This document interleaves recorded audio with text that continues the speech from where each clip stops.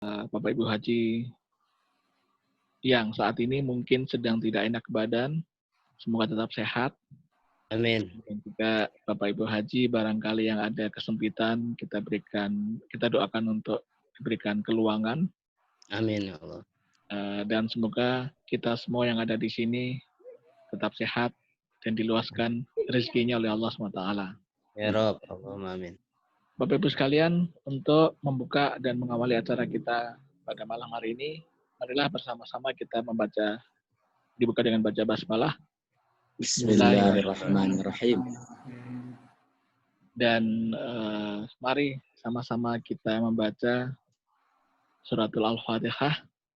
Al-Fatihah. A'udzubillahi minasyaitonirrajim. Bismillahirrahmanirrahim.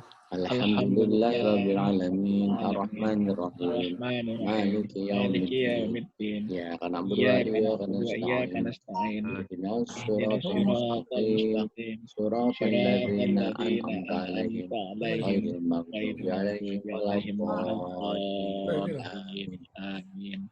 Alhamdulillah. Bapak Ibu sekalian, sebelum kita menginjak acara inti, ini di layar terlihat karom kita, Bapak Imat. Ahlan Bapak Imat. Kita berikan waktu kepada Pak Imat untuk memberikan sambutan sepatah dua patah kata atau arahan singkatnya. Silakan. Pak Ustadz. Tafadhol Bapak Imat. Pak Ustadz Toto. Masya. Padahal Ketua Karom. Ya, silakan. Karom luar biasa nih. Padahal. Jazakallah. Assalamualaikum warahmatullahi wabarakatuh.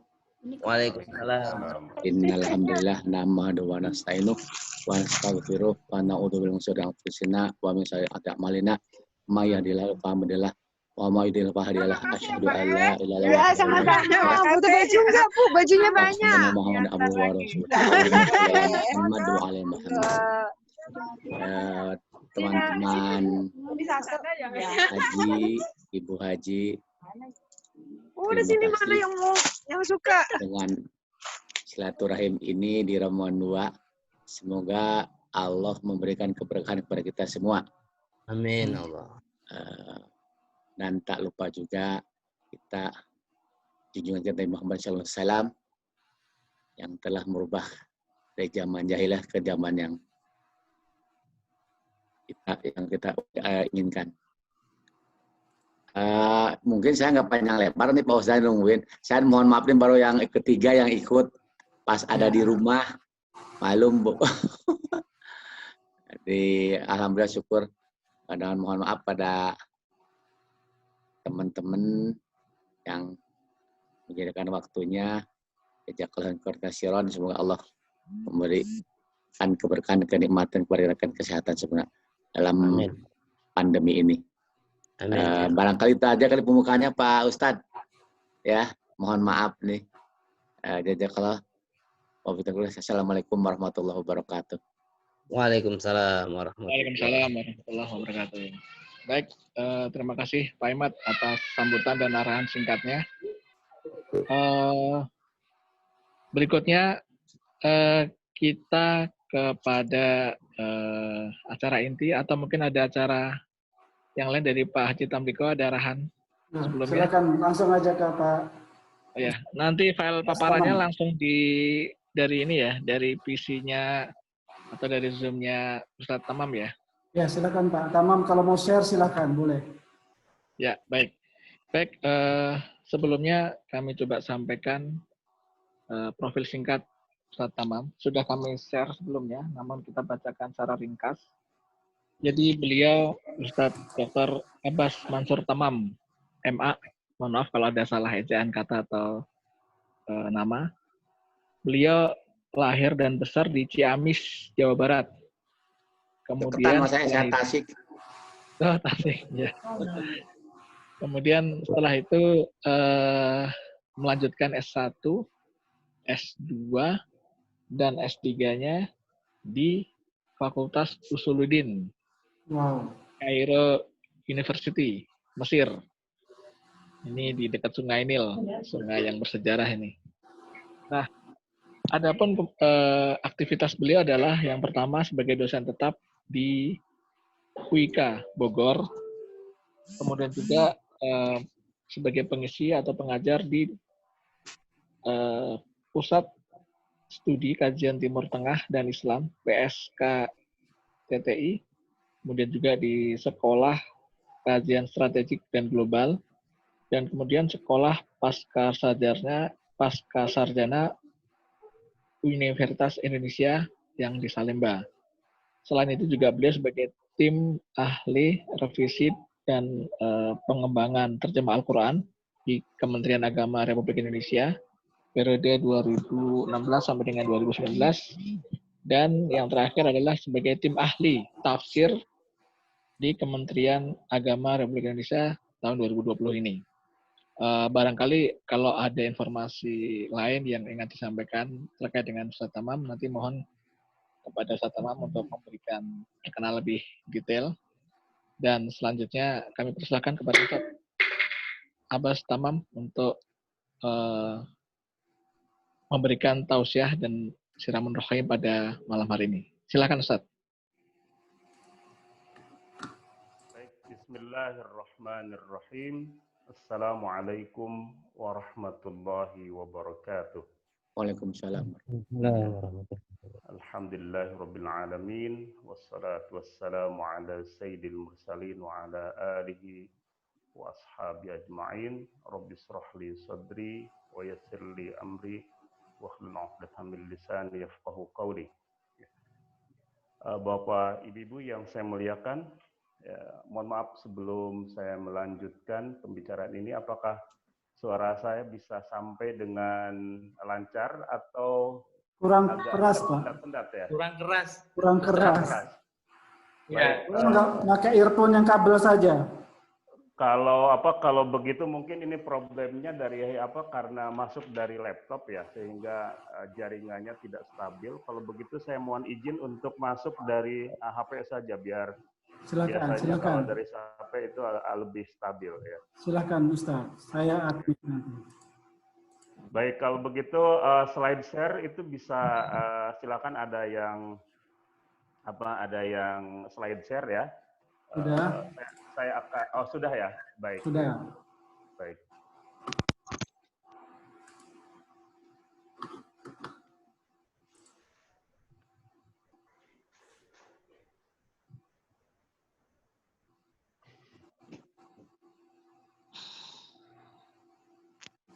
Ya.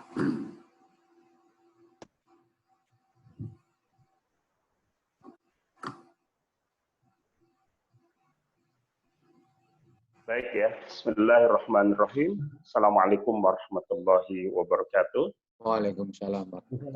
Alhamdulillahirabbil alamin wassalatu wassalamu ala sayyidil mursalin wa ala alihi wa ashabi ajma'in. Rabbi shrah li sadri wa yassir li amri wa hlul 'uqdatam min lisani yafqahu qawli. Ya, Bapak, Ibu, ya, Bapak Haji dan semuanya yang saya muliakan, alhamdulillah di malam hari ini Allah menakdirkan kita semua dapat bersilaturahmi, dan ini adalah anugerah besar yang diberikan oleh Allah Subhanahu wa taala kepada kita semua ya, bahwa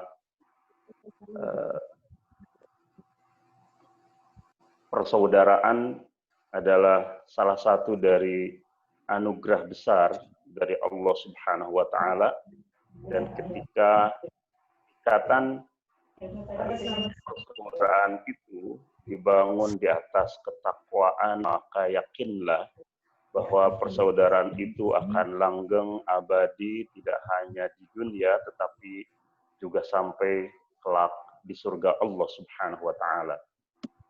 Ya, ulama-ulama kita memberikan contoh bahwa pesan atau salah satu dari pesan mereka kepada sahabat-sahabat dan murid-muridnya adalah, jika kamu tidak dapatkan aku di dalam surga, tolong kamu cari aku di dalam api neraka. Itu semua didasarkan atas hadis Rasulullah Shallallahu Alaihi Wasallam, dan ini adalah hadis yang sahih, bahwa banyak orang ketika diselamatkan oleh Allah dari api neraka, mereka kemudian menghadap Allah dan menyampaikan bahwa sahabat-sahabat yang biasa bersama-sama di dunia melakukan ketaatan itu masih tenggelam di dalam api neraka. Maka Allah Subhanahu wa taala kemudian memberikan izin agar mereka dapat mencarinya di dalam api neraka. Kemudian Allah menyuruh mereka, masuklah ke dalam api neraka. Allah kemudian memberikan imunitas, kekebalan jasad mereka dari api neraka. Kemudian carilah orang-orang yang di dalam hatinya terdapat terdapat iman dengan seberat 1 dinar. Maka mereka kemudian mencarinya dari orang-orang yang mereka ketahui dan bersama-sama biasa hidup di dunia secara bersama-sama. Kemudian mereka keluarkan orang-orang yang mereka ketahui itu, orang yang mereka kenal itu dari api neraka, dan kemudian mereka kembali meminta izin kepada Allah, dan kedua kalinya Allah menyuruh agar mereka mencari orang yang di dalam hatinya terdapat iman meskipun seberat 1/2 dinar. Mereka kemudian kembali mencarinya, kemudian mereka keluarkan, dan ketiga kalinya mereka meminta izin kepada Allah agar mereka diperkenankan untuk kembali mencari sahabat-sahabatnya, dan Allah kemudian memerintahkan agar mereka mencari orang yang di dalam hatinya ada seberat zarrah dari keimanan. Jadi riwayat Imam Bukhari ini menunjukkan bahwa al-akhillau yauma idzin ba'duhum li ba'din illal muttaqun, ya, bahwa orang-orang yang saling bercinta, saling bersahabat di dunia tetapi tidak didasari oleh keimanan, maka persahabatan itu akan berdampak pada permusuhan kelak di dalam akhirat, kecuali ketika persahabatan itu didasari oleh keimanan kepada Allah Subhanahu wa taala. Karena itu maka silaturahmi ini mudah-mudahan ini pertanda bahwa Allah menganugerahkan ya persaudaraan, persahabatan di antara orang-orang yang beriman dan beramal soleh, bertakwa kepada Allah, dan karena itu mudah-mudahan persahabatan ini berlanjut sampai kelak di negeri akhirat. Amin ya rabbal alamin. Bapak Ibu ya, topik kita pada malam hari ini adalah tentang bagaimana kita mendapatkan cinta Allah. Ya. Maka saya dapatkan dari Ibnu Qayyim al-Jauziyah di dalam Madarijus Salikin fi Manazil Iyyaka na'budu wa Iyyaka nasta'in, bahwa ada 10 cara agar kita semuanya mendapatkan cinta Allah Subhanahu wa taala. 10 cara inilah yang insya Allah akan menjadi bahan diskusi kita pada malam hari ini, dan mudah-mudahan Allah membukakan pintu pemahaman kepada kita semua sehingga kita dapat membicarakan tentang 10 cara ini sehingga menjadi kiat-kiat yang aplikatif, ya, yang bisa kita telusuri, ya, bisa kita jalani sehingga benar-benar pada waktunya Allah memberikan cinta kasihnya kepada kita semua. Amin ya rabbal alamin. Ya, Bapak Ibu yang saya muliakan, yang pertama dari 10 cara untuk mendapatkan cinta Allah itu adalah membaca Al-Quran, memahami dan merenungkan maknanya. Ya. Jadi membaca Al-Quran, memahami dan merenungkan maknanya. Memang ada beberapa kewajiban kita terhadap Al-Quran dan menjadi hak Al-Quran dari kita umat Rasulullah Sallallahu Alaihi Wasallam. Siapa di antara kita yang tidak memenuhi apa yang menjadi hak Al-Quran dari kita, maka kelak Rasulullah di akhirat akan menjadi jaksa yang menuntut umat-umatnya ketika umat-umatnya itu tidak memenuhi apa yang menjadi hak Al-Quran dari dirinya. Karena itu Rasulullah SAW di dalam Al-Quran dikabarkan kelak pada hari kiamat akan mendakwa, Rabbi inna qaumi ittakhadhu hadzal Qur'ana mahjura. Tuhanku, sesungguhnya kaumku telah menjadikan Al-Quran ini sebagai sesuatu yang terasing.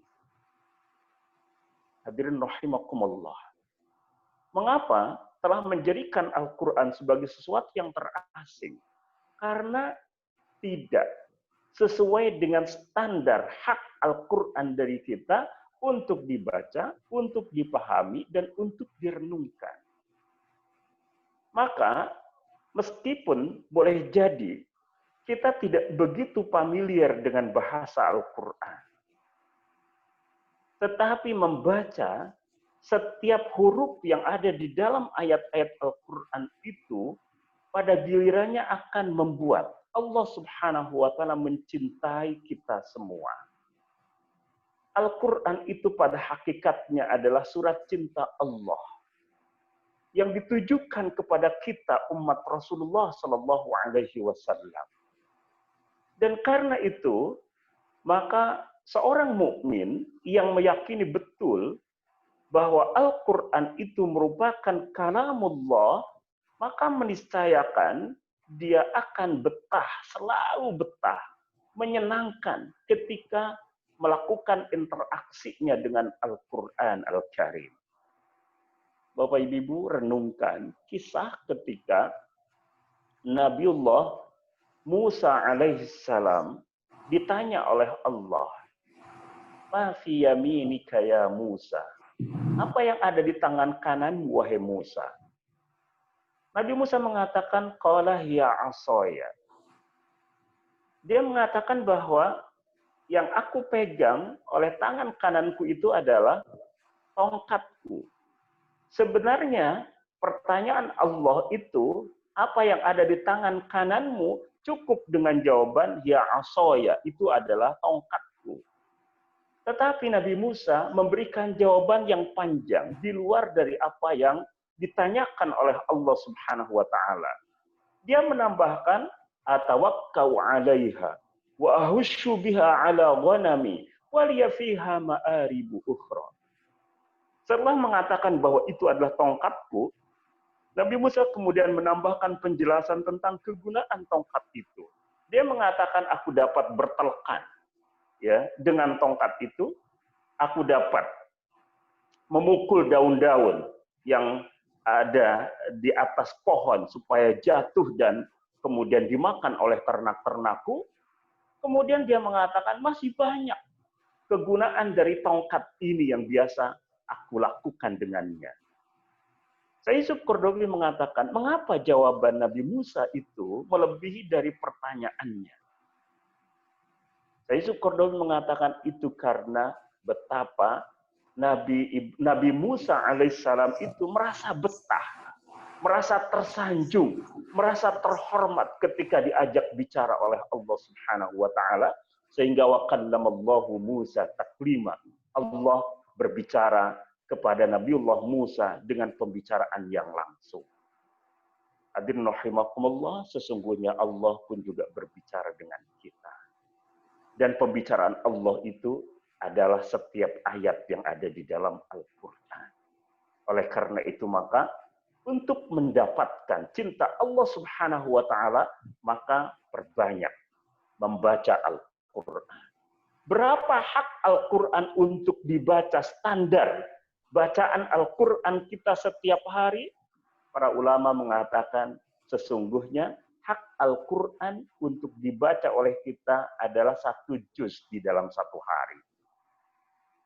Meskipun kemudian bisa lebih banyak dari 1 juz di dalam 1 hari itu. Tetapi minimal seorang mukmin di dalam pengertian yang sesungguhnya, yang menghendaki cinta Allah Subhanahu wa Ta'ala, dia tidak akan kurang dari 1 juz di setiap harinya. Bukan hanya bahwa kita memiliki kewajiban untuk membaca Al-Quran, tetapi juga memahaminya. Merenungkan makna-makna yang dikandungnya. Karena itu Allah Subhanahu wa Ta'ala menyindir kita semua. Afala yatadabbaruna al-Qur'ana am 'ala qulubin aqfaluha. Apakah mereka tidak merenungkan Al-Qur'an, ataukah sesungguhnya hati mereka itu sudah terkunci rapat, dikunci oleh Allah Subhanahu wa Ta'ala, sehingga tidak mampu untuk menangkap cahaya Allah, tidak mampu untuk kemudian menangkap ya anugerah-anugerah Allah Subhanahu wa taala, hidayah dan taufik dari Allah, sehingga kemudian dia menjadi tertutup, dan karena itu tidak akan ada kehidupan di dalam hati yang tidak terbuka, yang terkunci rapat oleh Allah Subhanahu wa taala. Karena itu maka menjadi syarat yang sangat mendasar bagi orang-orang yang menghendaki kita semua ya kecintaan dari Allah Subhanahu wa taala, agar kita pertama setidaknya 1 juz di dalam 1 hari itu kita baca, kemudian ada ayat-ayat dari Al-Qur'an meskipun 1 ayat di dalam 1 hari. Ya, syukur-syukur kalau kita memiliki ya hanca ya, memiliki jadwal ketika kita mengkaji tafsir Al-Qur'an dan merenungkannya minimal 1 hari di dalam sepekan, sehingga ada beberapa ayat yang kemudian kita dengarkan bagaimana para ahlinya ya itu menafsirkan ayat-ayat Al-Qur'an, dan itu akan menjadi salah satu cara yang sangat efektif untuk mendapatkan kecintaan dari Allah Subhanahu wa taala.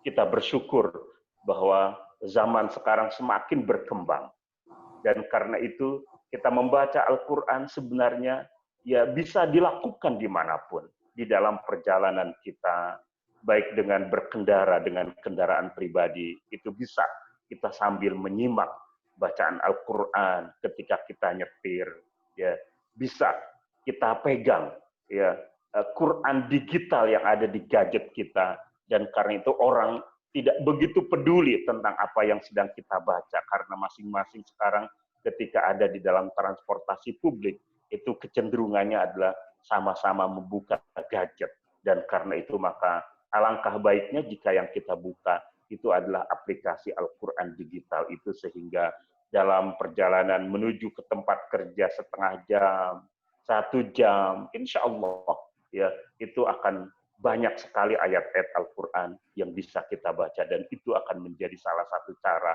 kita mendapatkan kecintaan dari Allah Subhanahu wa taala.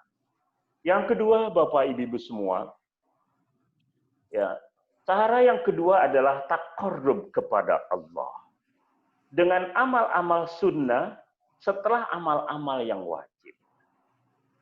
Jadi tidak akan ada amal sunnah yang bisa mendatangkan kecintaan Allah jika yang wajib itu tidak ditunaikan.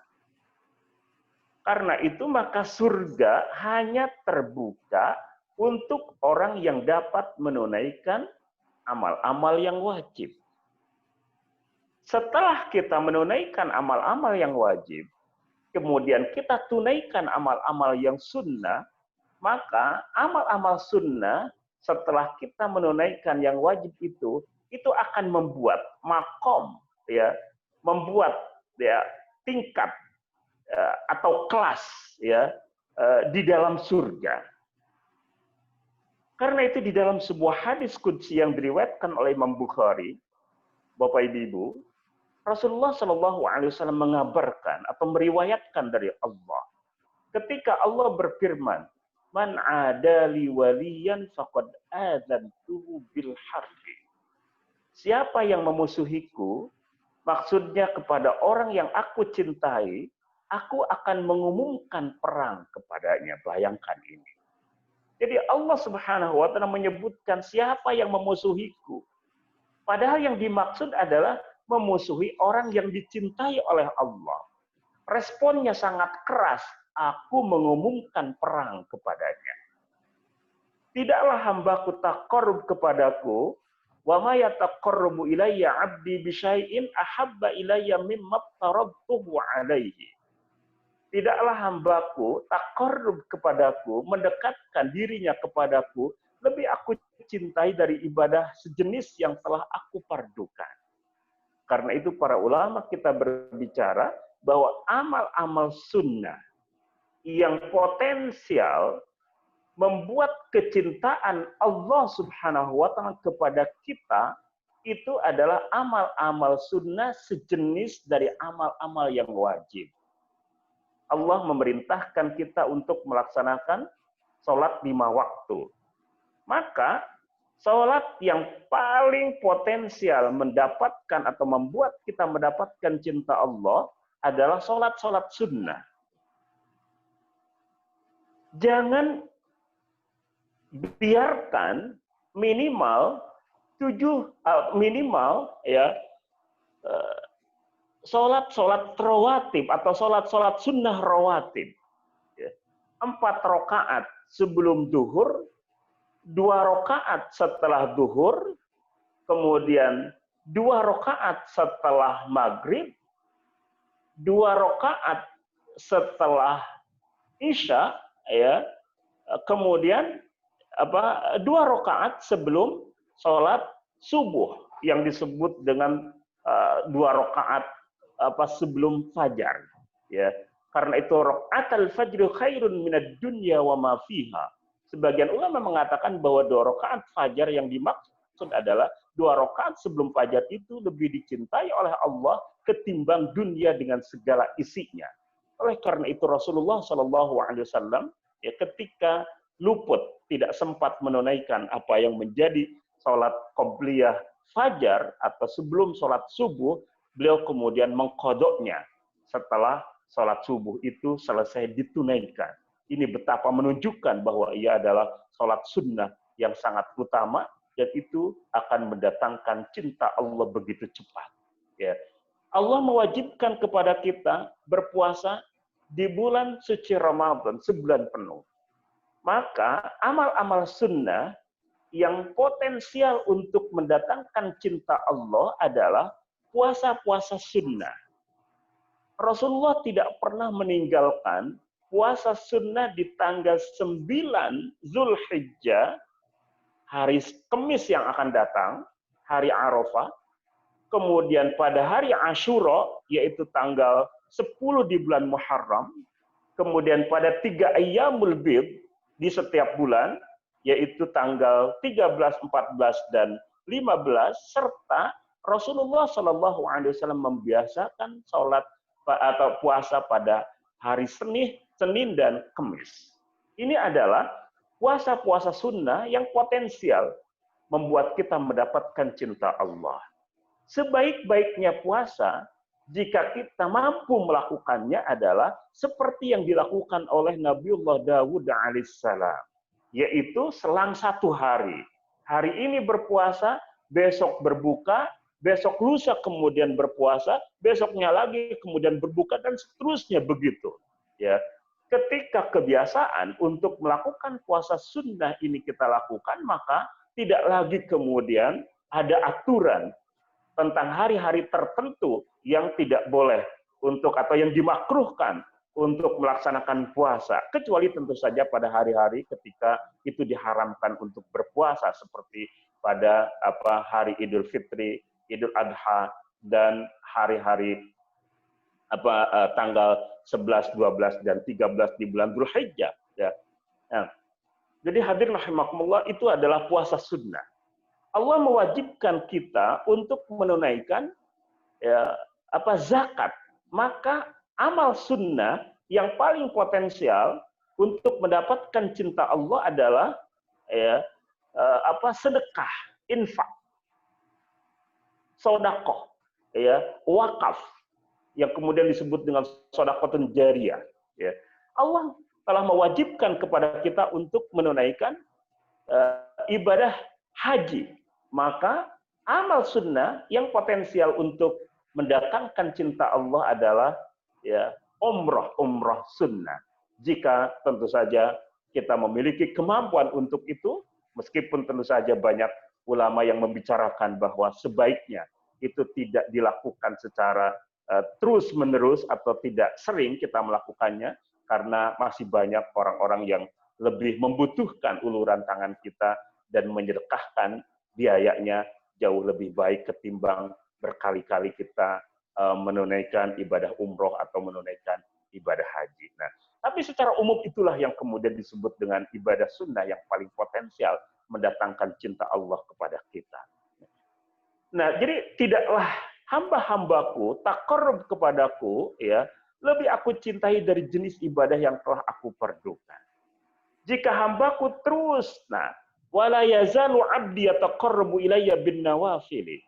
Jadi ada satu proses yang dilakukan oleh kita, yaitu proses yang terus-menerus.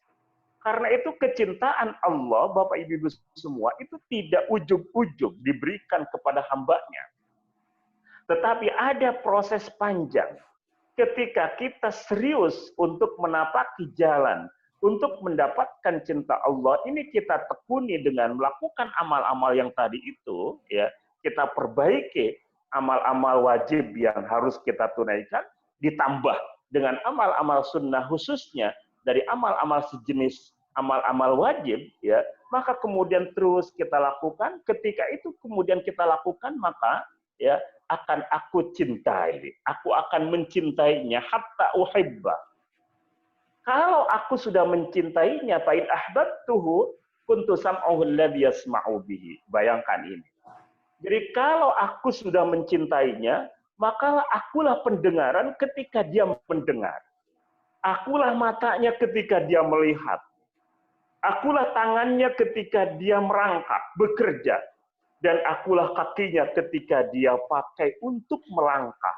Artinya adalah sebuah gambaran bahwa seluruh kinerja kita ketika kita melakukan berbagai bentuk aktivitas di dalam hidup ini, semuanya itu ada energi Allah.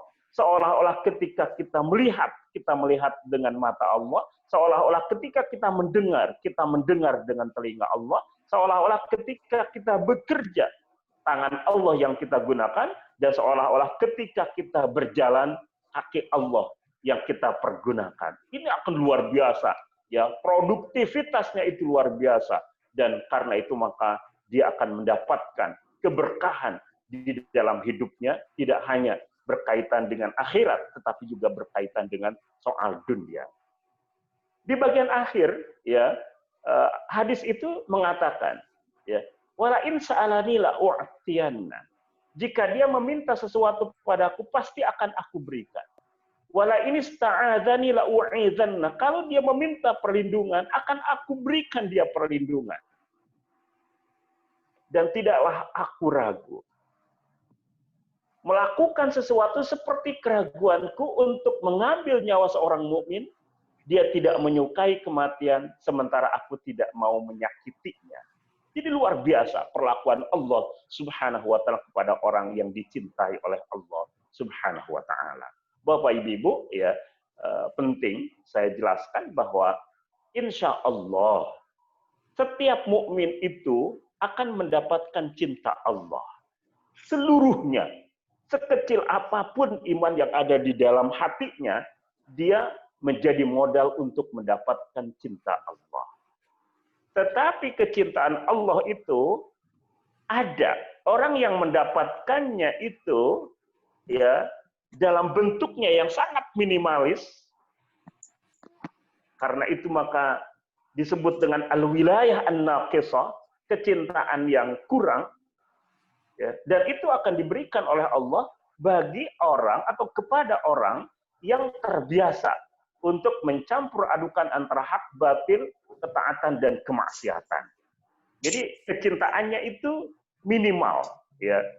Ada kecintaan yang diberikan oleh Allah itu dalam bentuknya yang sempurna. Kecintaan yang sempurna, al-wilayah at-tamma, itu akan diberikan kepada siapa? Akan diberikan kepada dua tipe orang. Pertama adalah orang yang mampu menunaikan amal-amal wajib dengan baik, dengan sempurna, sholat 5 waktunya, ya, sempurna, dia tunaikan berjamaah di masjid di awal waktunya, ya. Puasa Ramadannya itu bukan hanya sekedar formalistik, di mana dia hanya menahan makan dan lapar saja, ya.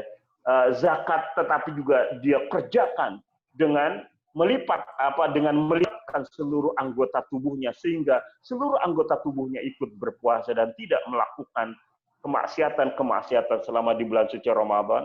Zakat juga dia tunaikan dengan sebaik-baiknya, haji dia tunaikan dengan sebaik-baiknya, ini orang telah mendapatkan atau akan mendapatkan kecintaan Allah yang sempurna. Tetapi ada kecintaan yang lebih sempurna yang diberikan oleh Allah, yaitu kepada orang yang tipe ketiga seperti yang kita jelaskan pada poin yang kedua ini. Yaitu kecintaan itu akan sangat sempurna ketika seseorang mampu menunaikan amal-amal sunnah setelah amal-amal wajib yang ia lakukan. Jadi itu ya yang kedua ya. Yang ketiga Bapak Ibu semua adalah membiasakan zikir dengan lisan, hati, amal dan perilaku. Ya. Kelak cinta Allah itu akan diberikan seukuran dengan volume zikir kita itu. Jadi zikir itu dengan lisan. Kita mengucapkan kalimat-kalimat thayyibah. Subhanallah, alhamdulillah, Allahu Akbar, la ilaha illallah. Betapa di hari-hari 10, hari pertama dari bulan Dzulhijjah ini adalah hari-hari ketika kita dituntut untuk lebih banyak berzikir kepada Allah Subhanahu wa taala. Zikir itu bisa dengan lisan, ya. Bisa kita kemudian membaca Al-Qur'an. Membaca Al-Qur'an pun juga adalah merupakan zikir kita kepada Allah. Termasuk membaca salawat kita kepada baginda Rasulullah Sallallahu Alaihi Wasallam. Bapak Ibu, ya, zikir ketika kita menyebut Allah, mengingat Allah, maka Allah Subhanahu wa taala akan memberikan imbalan, kompensasi, reaksi atas amal-amal zikir yang kita tunaikan itu dalam bentuk kemuliaan-kemuliaan. Perhatikan mengapa nama baginda Rasulullah itu adalah dua di antaranya Ahmad dan Muhammad. Mengapa Ahmad? Karena Ahmad itu Rasulullah, orang yang paling banyak memuji Allah. Karena dia orang yang paling banyak memuji Allah, maka menjadi Muhammad, yaitu orang yang terpuji. Karena itu maka ketika kita berzikir kepada Allah Subhanahu wa taala, Allah kemudian mengingat kita. Kita berzikir kepada Allah di sebuah forum, ya. Forum ini adalah bagian dari zikir kita kepada Allah. Maka insya Allah pada saat ini Allah Subhanahu wa taala sedang menyebut kita di sebuah forum yang jauh lebih mulia daripada forum ketika kita sekarang sedang berzikir kepada Allah. Di situ kemudian malaikat berkumpul dan menyebutkan satu demi satu setiap kita insya Allah. Dan kemudian Allah membanggakan ya setiap kita yang sedang berzikir kepada Allah Subhanahu wa taala itu. Ya. Jadi ini adalah kemuliaan yang luar biasa. Kemudian zikir itu bisa dengan lisan, bisa dengan hati, dan sebaik-baiknya adalah menggunakan dua bagian dari kemanusiaan ini, lisan dan hati semuanya terlibat. Bagaimana kita berzikir dengan hati? Berzikir dengan hati ketika kita mengingat Allah di dalam pikiran dan perasaan kita. Meskipun lisan ini tidak berucap apapun, tapi kita kemudian memuji Allah, bertasbih kepada Allah, ini adalah bagian dari zikir kita. Tapi juga ada yang disebut dengan zikir dengan amal. Ketika kita sholat, wa aqimis sholata li zikri. Sesungguhnya sholat kita adalah zikir. Sesungguhnya puasa kita adalah zikir. Sesungguhnya sedekah kita adalah zikir. Termasuk adalah zikir kita dengan perilaku. Ya. Dalam perilaku, ketika kita melihat ada orang yang memiliki kemampuan finansial yang tidak seperti kita, dia pantas atau dia punya hak untuk diberikan kasih sayangnya dari kita, uluran tangannya dari kita, anak-anak yatim, anak-anak orang yang tidak mampu secara finansial, kita dekati dia, kita usap kepalanya, berikan rasa cinta dan kasih sayang kita kepadanya. Ketika kita memiliki sesuatu untuk kita berikan kepadanya. Ini adalah bagian juga dari zikir kita kepada Allah dalam bentuk perilaku. Ketika kita memiliki kesantunan, tersenyum ketika bertemu dengan saudara-saudara kita. Ini juga adalah bagian dari zikir kita kepada Allah Subhanahu wa taala dalam bentuk perilaku. Karena itu maka zikir itu bukan hanya sekedar kita pegang tasbih, dan ini juga merupakan tuntutan agar kita dapat terus berzikir kepada Allah, ya. Tetapi juga ingat bahwa zikir kita itu tidak hanya sekedar ketika kita melafalkan kalimat-kalimat thayyibah, tetapi segala bentuk kebaikan, baik yang dilakukan oleh lisan, oleh hati, oleh anggota tubuh kita, semuanya itu adalah ketika ia merupakan kebaikan, ketika ia digolongkan oleh Allah dan Rasul-Nya sebagai amal-amal ibadah, ia sungguhnya adalah bagian dari zikir kita kepada Allah. Cintanya, cinta Allah Subhanahu wa taala, insya Allah, kata Ibnu Qayyim, itu akan seukuran dengan volume zikir kita itu. Ya, ulama-ulama kita membiasakan, ya, bahwa bersolawat kepada baginda Rasulullah. Ya, ada baiknya kalau ya ketika kita sudah ada di tempat tidur kita, kita pegang tasbih kita, ya. Kita senandungkan sholawat-sholawat kita. Kita sampaikan pujian-pujian kita kepada Allah. Ini akan sangat efektif membuat kita mendapatkan cinta Allah Subhanahu wa taala. Yang keempat, Bapak Ibu, adalah mendahulukan cinta Allah dengan mengalahkan hawa nafsu.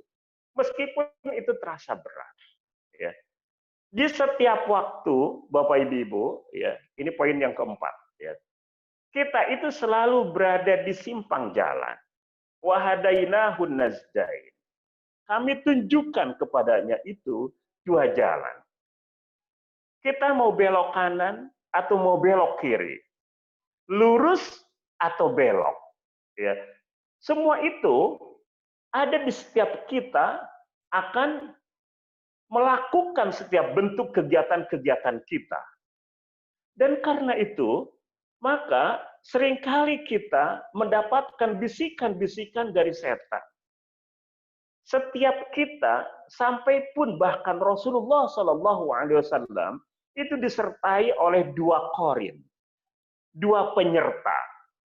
Dua penyerta itu, satu dari kalangan malaikat, yang kedua adalah dari setan. Para sahabat bertanya kepada Rasulullah, sampai engkau juga disertai dengan dua penyerta itu? Rasul mengatakan, ya, sampai pun aku disertai dengan dua penyerta. Hanya saja, korinku dari golongan setan sudah masuk Islam. Karena itu tidak lagi kemudian menghembuskan bisikan-bisikan keburukan. Karena itu maka tidak ada bisikan-bisikan keburukan yang disampaikan di dalam pikiran, perasaan, dan pendengaran Rasulullah SAW. Tetapi kita umatnya ada dua penyerta ini. Satu malaikat, dua setan. Malaikat membisikkan segala bentuk pikiran, perasaan, kebaikan kepada kita semua. Ketika mendengar azan berkumandang, bisikan pertama yang kita dengar adalah segera bersiap-siap untuk mengambil wudhu dan berangkat ke masjid. Tetapi bisikan yang kedua yang datang dari setan adalah, oh, santai, ya, masih ada waktu, ya, karena itu teruskan pekerjaan itu engkau lakukan. Insya Allah banyak pekerjaan yang bisa engkau lakukan sambil menunggu, ya, qomat itu dikumandangkan. Tetapi ketika kemudian qomat sebentar lagi dikumandangkan, bahkan terdengar qomat itu sudah dikumandangkan, setan itu masih berbisik, lah kan masih lama waktu sholat duhur, waktu sholat isya, waktu sholat subuh, dan seterusnya. Nah, jadi siapa di antara kita yang merasakan benar-benar dua bisikan itu terdengar nyaring, apalagi ketika yang kita dengar itu adalah yang paling dominan adalah bisikan tentang keburukan, sementara bisikan untuk melakukan kebaikan itu, ya, hawar-hawar, ya, samar-samar kita dengar, maka ini adalah bagian dari jihad kita, ya, jihad untuk melawan hawa nafsu. Ketika kita, ya, melakukan atau mendahulukan apa yang menjadi kecintaan Allah dengan mengalahkan godaan-godaan hawa nafsu, maka disitulah Allah Subhanahu wa taala itu akan memberikan cintanya kepada kita semua. Allah Subhanahu wa taala akan menjadikan kita sebagai orang yang dicintai olehnya. Mudah-mudahan semua kita termasuk orang-orang yang dicintai oleh Allah Subhanahu wa taala. Yang kelima, Bapak Ibu adalah memahami asma dan sifat Allah, ya, serta merenungkannya. Ini yang kelima, ya, hingga terasa hadir di dalam hati dan hidup kita. Tidak ada cara agar kita mendapatkan ma'rifat kepada Allah yang paling efektif adalah dengan cara merenungkan Asmaul Husna. Karena itu falillahil asmaul husna.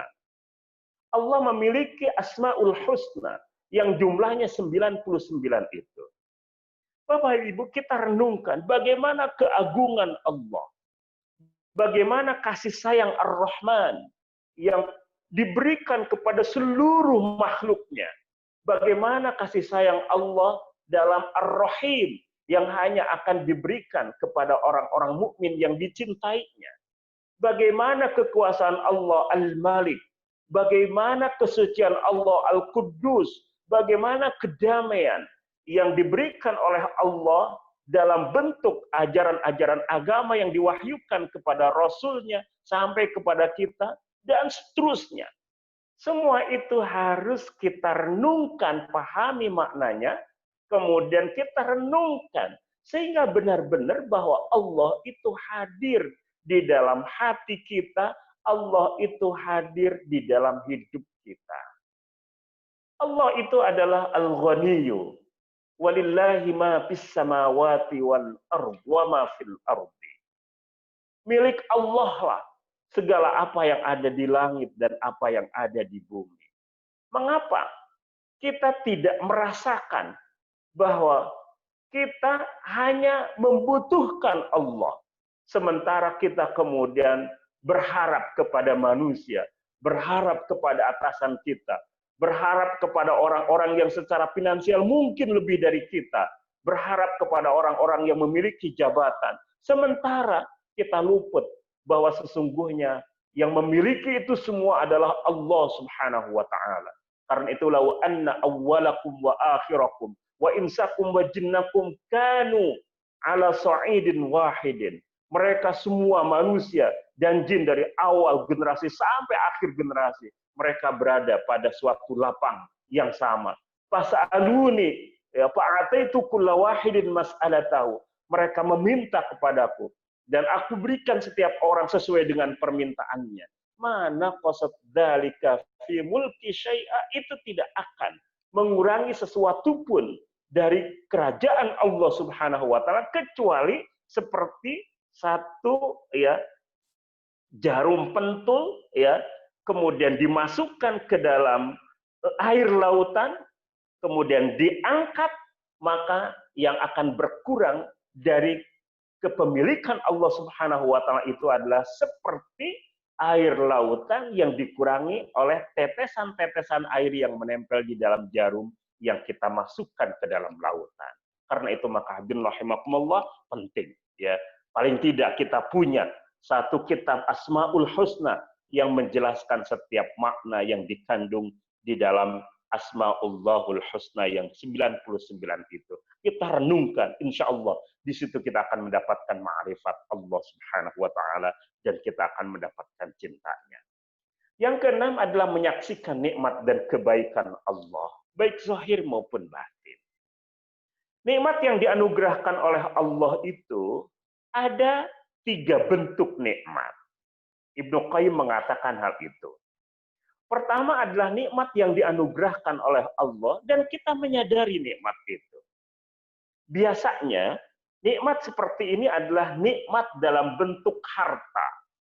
Baru kita mendapatkan keuntungan di dalam bisnis kita, kemudian kita katakan alhamdulillah, Allah memberikan nikmat yang besar kepada.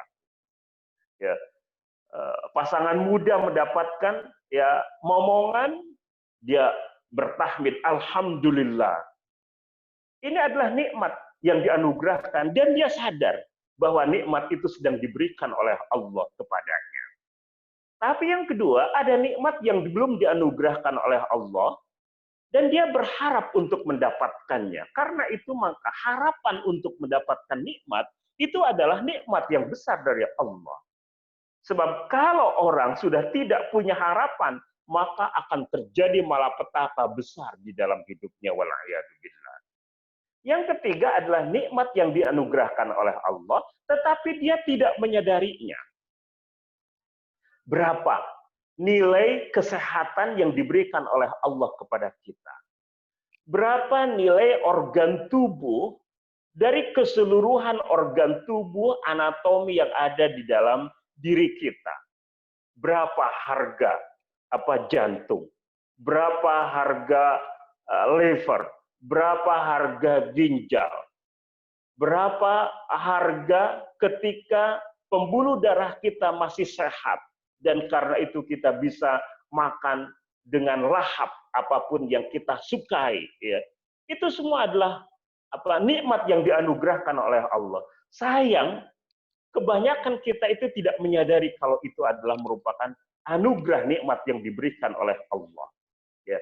Bagaimana Allah Subhanahu wa Ta'ala telah menyiapkan spare part di dalam diri kita, bahwa ketika pembuluh darah itu sudah macet, maka kita bisa membypass, mengganti pembuluh darah itu dengan spare part yang disediakan oleh Allah secara gratis di dalam tubuh kita.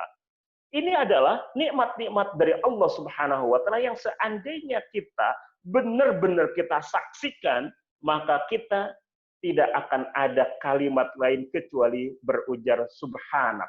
Maha suci Engkau. Semua ini benar-benar Engkau ciptakan dengan hak. Dan ketika itu yang kita lakukan, maka Allah Subhanahu wa Ta'ala akan menjadikan kita sebagai orang yang dicintai olehnya. Ya. Jadi persoalan nikmat yang keenam yang harus disaksikan benar, ya, bukan hanya sekedar dirasakan, tetapi disaksikan benar, ya. Yang ketujuh adalah menangis di hadapan Allah, Bapak Ibu.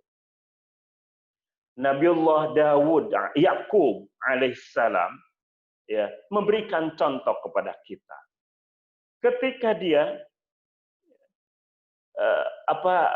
kehilangan putra yang sangat dicintainya, Yusuf alaihissalam, dia mengatakan, innama ashku bathi wa huzni ilallah wa a'lamu minallahi ma la ta'lamun. Sesungguhnya hanyalah kepada Allah aku mengadukan kesusahan dan kesedihanku, dan aku mengetahui dari Allah apa yang kamu tidak mengetahuinya. Hadirin rahimakumullah. Apakah menangis kepada Allah itu tanda bahwa kita adalah orang yang lemah? Setiap orang itu memiliki kelemahan-kelemahannya. Orang yang kelihatan dikdaya sekalipun, sesungguhnya memiliki banyak sekali kelemahan yang ada di dalam dirinya. Karena itu maka ketika kita tidak mengumbar kepada setiap orang permasalahan-permasalahan yang kita hadapi, tetapi justru kita curhat itu kepada Allah, meskipun mungkin kita akan membicarakan persoalan itu kepada orang-orang terdekat kita, suami kepada istrinya, istri kepada suaminya, dan seterusnya, atau anak kepada orang tuanya, ibu dan bapaknya. Tapi ketika pertama kali itu dia sampaikan kepada Allah, sebelum ia sampaikan kepada makhluk-makhluk yang lain, meskipun mereka adalah orang yang dekat dengannya, ini akan berdampak, ya, sangat efektif mendatangkan cinta Allah Subhanahu wa Ta'ala. Karena itu maka Rasulullah memberikan contoh, idza hazabahu amrun, kalau ada masalah yang dihadapi oleh Rasul, qoma ila sholat. Beliau langsung ambil wudhu, langsung melaksanakan sholat.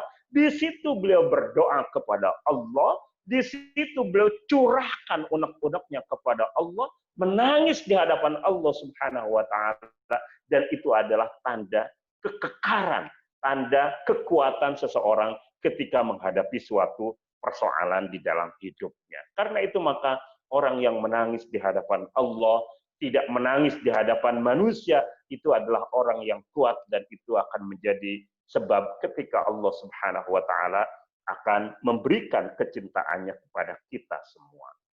Yang kedelapan, Bapak Ibu, adalah khulwat. Di sepertiga terakhir pada setiap malam. Dengan apa? Dengan qiyam, munajat, tilawah Al-Quran, dan istighfar.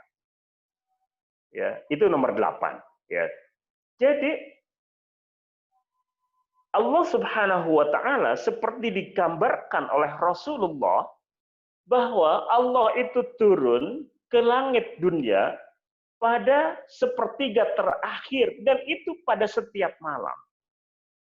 Kemudian Allah Subhanahu wa taala ya menantang dalam tanda petik hamba-hambanya. Siapa yang meminta kepadaku akan aku berikan. Siapa yang meminta perlindungan kepadaku akan aku berikan perlindungan. Siapa yang meminta ampunan kepadaku akan aku beri ampunan.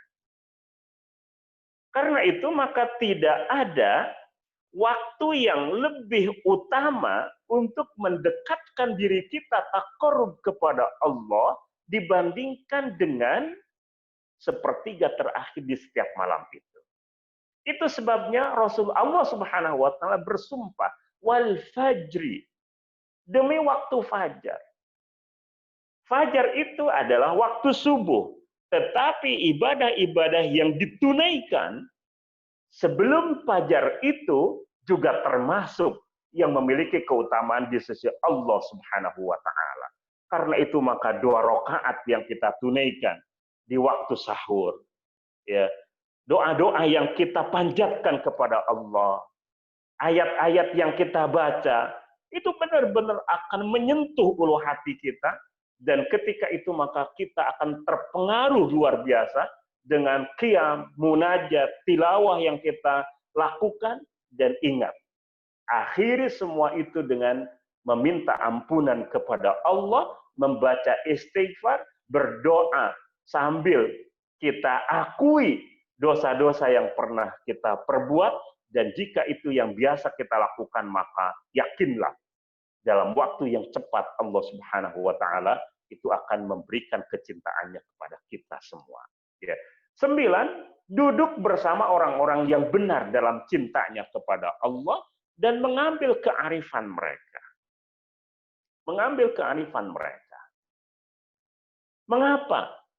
Karena al-mu'minu mir'atu akhi. Seorang mukmin itu adalah cermin bagi saudaranya. Anil mar'i la tasal wasal an qarini. Tentang seseorang jangan tanya dirinya, tetapi tanya siapa yang menjadi kawannya. Mengapa? Karena setiap orang akan terpengaruh oleh sahabatnya. Dari situlah maka persahabatan as-suhbah as-salihah, persahabatan dengan orang-orang yang soleh, itu menjadi kata kunci bagi segala bentuk upaya kita untuk memperbaiki diri, untuk meniti tangga-tangga ya ubudiyah kita kepada Allah, hingga pada akhirnya akan membuat kita mendapatkan cinta Allah dalam waktu yang cepat. Ya. Karena itu maka siapa yang harus menjadi sahabat kita? Ya, carilah sahabat itu di masjid. Jangan cari sahabat, mohon maaf, di kafe. Ya.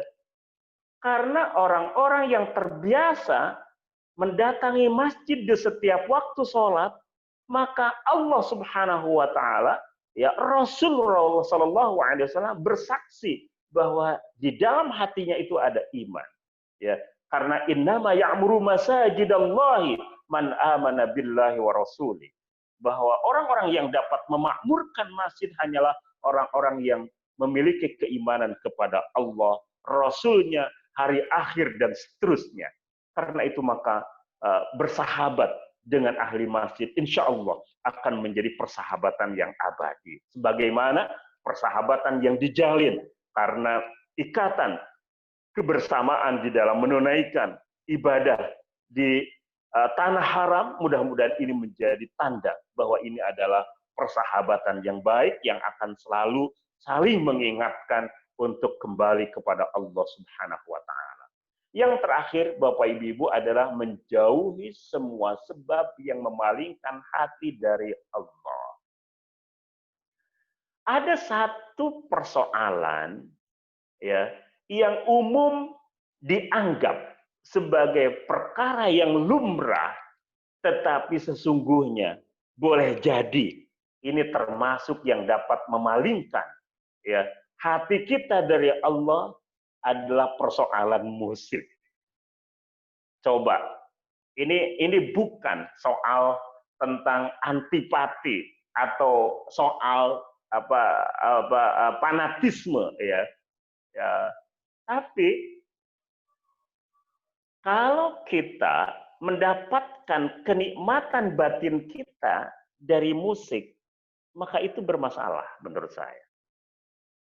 Karena meskipun kita bisa berhujjah bahwa dari musik juga ketika mengingatkan pada akhirat, wah itu kan betul.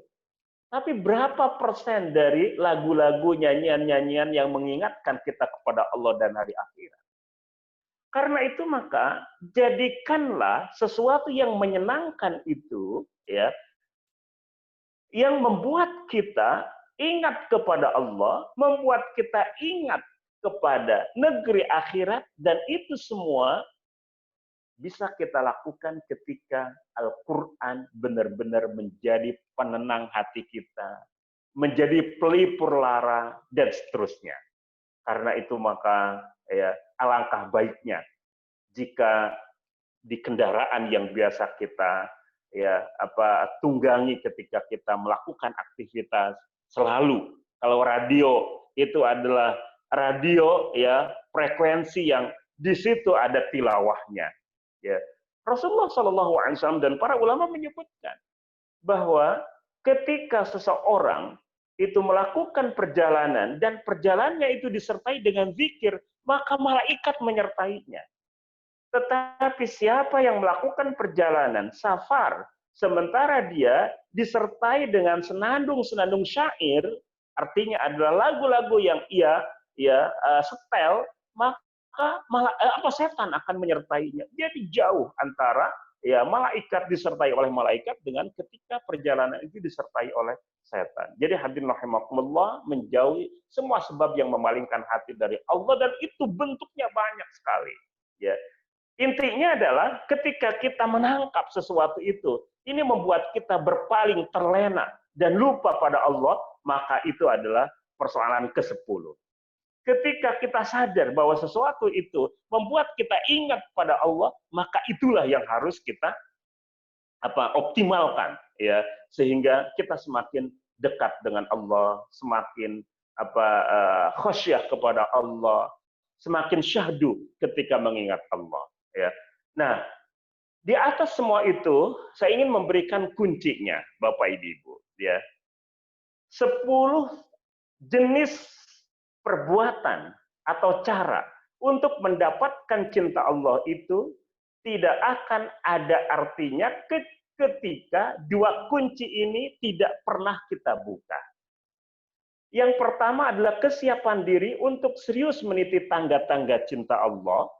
Karena itu maka ya kita harus siap, harus nawaitu ya, memang harus diniatkan. Dan karena itu maka kita bersama-sama ya, bahwa kita sekarang buka pintu kesiapan diri kita ini, bahwa sejak sekarang saya harus serius untuk meningkatkan tangga-tangga ubudiyah kita kepada Allah. Kemudian kita tidak pernah lagi turun. Problemnya itu kan karena kita insya Allah ya ahli ibadah dalam pengertian bahwa orientasi kita ibadah. Problemnya adalah seringkali ketika kita sudah naik kelas, kemudian turun kelas lagi. Naik lagi, turun lagi, dan seterusnya. Ini adalah persoalan. Karena itu maka kalau secara konsisten kita terus naik, maka akan sampai ke puncaknya. Kalaupun turun-turun dikit, ya itu kemudian segera naik lagi. Gitu. Jadi kalau naik 5, turun 1, kemudian naik 5 lagi, turun 1 lagi, insya Allah pada waktunya akan sampai. Yang problem adalah ketika naik 3, kemudian turun 3 lagi. Naik 2 lagi, turun 2 lagi. Naik 1, turun lagi. Karena itu maka tidak pernah kemudian kita sampai di ujungnya. Nah, jadi pertama adalah kesiapan diri untuk memang benar serius meniti tangga-tangga cinta Allah Subhanahu wa taala. Yang kedua adalah mata hati yang terbuka untuk mukasyafah. Artinya adalah kemampuan kita untuk membuka pintu mata hati kita atau mata hati kita sehingga dia melihat sesuatu yang memang dia tidak saksikan atau tidak disaksikan oleh mata lahir. Karena itu maka para ahli tasawuf menyebutnya itu adalah mukasyafah. Ada penghayatan-penghayatan, ada ahwal. Ya, di antaranya adalah kita dapat menyaksikan tadi itu. Bagaimana nikmat-nikmat Allah itu kita saksikan benar. Bagaimana tanda-tanda keagungan dan kesucian Allah lewat Asmaul Husna itu kita saksikan benar. Ya. Nah, karena itu maka ketika ini terus dilakukan, maka pada gilirannya mata hati kita itu akan semakin terbuka, akan semakin tajam penglihatannya. Dan ketika semakin tajam penglihatannya, maka insya Allah kita semua akan menjadi ahlu mukasyafah, yaitu orang-orang yang dapat menyaksikan hal-hal yang tidak dapat dilihat oleh atau hanya dilihat oleh mata hati. Ya. Rasulullah menyebutkan bahwa Umar bin Khattab itu termasuk orang yang ahli mukasyafah. Sehingga dalam satu riwayat ketika Umar bin Khattab itu sedang menyampaikan khutbahnya, beliau kemudian melihat seorang sariyah, ya, seorang sahabat yang ikut di dalam peperangan itu, kemudian dia melihat bahwa pasukan itu dalam keadaan kepepet oleh musuhnya, dan dia berteriak, ya Sariyah al-Jabal al-Jabal. Sariyah, segera naik gunung, segera naik gunung. Ternyata teriakan Umar bin Khattab di Madinah, sementara prajuritnya itu, tentaranya itu sedang berada di Qadisiyah, mereka mendengar apa yang diteriakan oleh Umar bin Khattab, dan ini adalah sesuatu yang terjadi disebabkan karena mata hati itu kemudian terbuka, terus semakin tajam penglihatannya, dan karena itu Rasulullah SAW bersabda, ittaqu firasatal mu'min, fa innahu yamduru binurillah. Hati-hati dengan firasat seorang mukmin karena sesungguhnya dia melihat dengan cahaya Allah Subhanahu wa taala.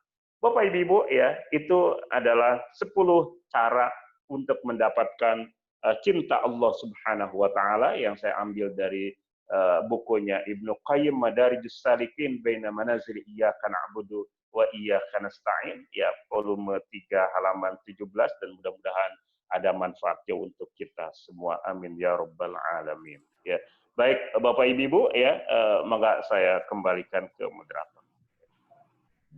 Baik, terima kasih dan jazakallahu Ustaz atas arahan dan taudih yang cukup luar biasa. Langsung aja, ini ada beberapa pertanyaan Ustaz untuk memperdalam pemahaman dan wawasan kita. Yang pertama adalah bagaimana kita tahu kalau Allah itu sayang sama kita? Saya bacakan dulu pertanyaan atau langsung dijawab, Ustaz? Baik, satu-satu kali ya kita. Ya. Ya. Pertama, di dalam surah An-Nisa, ya, ayat 134 itu berfirman, ya, in yasha yudhibkum ayyuhan nasu wa ya'ti bi akharin wa kana Allahu 'ala dzalika qadir. Jika Allah berkehendak untuk membinasakanmu, niscaya dia akan membinasakanmu wahai manusia, dan dia kemudian mendatangkan orang-orang selainmu. Allah maha kuasa untuk melakukan itu. Apa itu artinya ayat? Ya, Bapak Ibu, ya, ayat itu artinya bahwa dosa-dosa yang kita perbuat itu akan mendatangkan murka Allah. Karena mendatangkan murka Allah, maka seandainya Allah tidak mencurahkan kasih sayangnya kepada kita, maka niscaya semua kita itu sudah dibinasakan oleh Allah. Siapa di antara kita yang tidak melakukan kemaksiatan kepada Allah? Orang para sahabat saja ketika disuruh oleh Rasulullah, berdoalah dengan lisan yang tidak pernah berdosa. Para sahabat mengatakan, wahai Rasulullah, lisan siapa yang tidak pernah berdosa? Ya, itu satu anggota tubuh yang disebut dengan lisan. Para sahabat sadar bahwa tidak ada orang yang lepas dari dosa di bidang lisannya. Rasulullah kemudian menjelaskan yang dimaksud adalah kita doakan orang lain, kemudian malaikat akan mendoakan kita wala kabil mitli, sehingga ya kita mendoakan orang lain dengan lisan yang biasa berdosa, sementara pada gilirannya malaikat akan mendoakan kita sendiri dengan lisan yang tidak pernah berdosa. Jadi itu dosa yang diakibatkan karena apa? Ya, dosa yang biasa kita lakukan. Seandainya Allah tidak mencurahkan kasih sayangnya, niscaya Allah Subhanahu wa taala telah membumi hanguskan kita semua. Apalagi kemudian ya umumnya manusia ya wa qalilum min ibadiyas syakur, ya, sedikit sekali di antara hamba-hamba Allah itu yang pandai bersyukur, ya. Karena itu konon ya itu hanya sekitar 7% saja ya rata-rata di dalam penelitian-penelitian sosiologis orang-orang yang cenderung untuk menjalankan perintah-perintah Allah Subhanahu wa taala, sementara yang lain itu mencampur adukan antara ketaatan dengan kemaksiatan kepada Allah wal a'yadu billah, ya. Karena itu maka ketika kita dalam keadaan selamat begini, itu tanda bahwa meskipun kita ahli maksiat, banyak sekali maksiat kita kepada Allah, tetapi Allah tetap ya memberikan kasih sayangnya, nikmat kita tidak dikurangi, insya Allah, ya. Kemudian Allah Subhanahu wa taala ingin melihat ya hari ini kita berdosa, esok hari ya mudah-mudahan kemudian terjadi pertobatan. Tidak besok hari Allah mengulur, mudah-mudahan esok harinya lagi terjadi pertobatan. Dan itu semua terus ya dilakukan oleh Allah Subhanahu wa taala hingga pada akhirnya mudah-mudahan semua kita termasuk orang-orang yang pandai bertobat kepadanya. Ya. Jadi itu salah satu contoh bahwa Allah Subhanahu wa taala memberikan kasih sayangnya kepada kita semuanya. Ya. Baik, Mangga.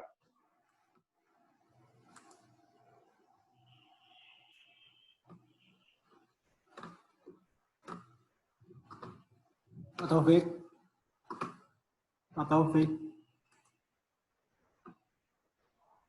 Ustadz, saya teruskan pertanyaannya selanjutnya. Baik. Bagaimana hukumnya apabila puasa setiap hari untuk alasan kesehatan, apakah bisa tetap berpahala?